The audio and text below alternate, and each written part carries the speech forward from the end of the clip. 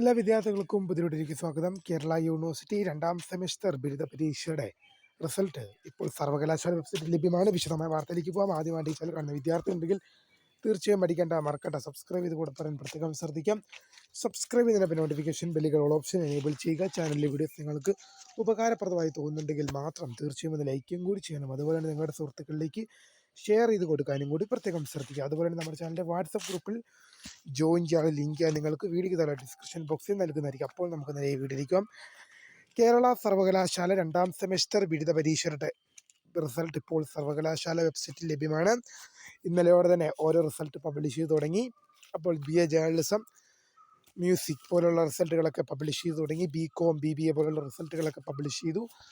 അപ്പോൾ ഇനി എങ്ങനെയാണ് റിസൾട്ട് ചെക്ക് ചെയ്യാൻ നോക്കാം. ഇതിനെ നിങ്ങൾ ഗൂഗിളിലോ ക്രോമിലോ പ്രവേശിക്കാം. കേരള യൂണിവേഴ്സിറ്റി സെർച്ച് ചെയ്യുക. തുടർന്ന് വരുന്ന വിധത്തിൽ നിങ്ങൾക്ക് പരീക്ഷാ ഭവൻ്റെ സെൻറ്റർ കാണാൻ സാധിക്കും. അവിടെ നിങ്ങൾക്ക് അണ്ടർ ഗ്രാജുവേറ്റ് എന്ന സെക്ഷനിൽ പോയി കഴിഞ്ഞാൽ നിങ്ങൾക്ക് നിങ്ങളുടെ റിസൾട്ട് പരിശോധിക്കാൻ സാധിക്കുന്നതായിരിക്കും. വീഡിയോ ഇഷ്ടപ്പെട്ടാൽ ലൈക്ക് ചെയ്യുക, ഷെയർ ചെയ്യുക, സബ്സ്ക്രൈബ് ചെയ്യുക. അപ്പോൾ my name is Kariya, the founder of Kariya for the career guidance. Thank for watching. By.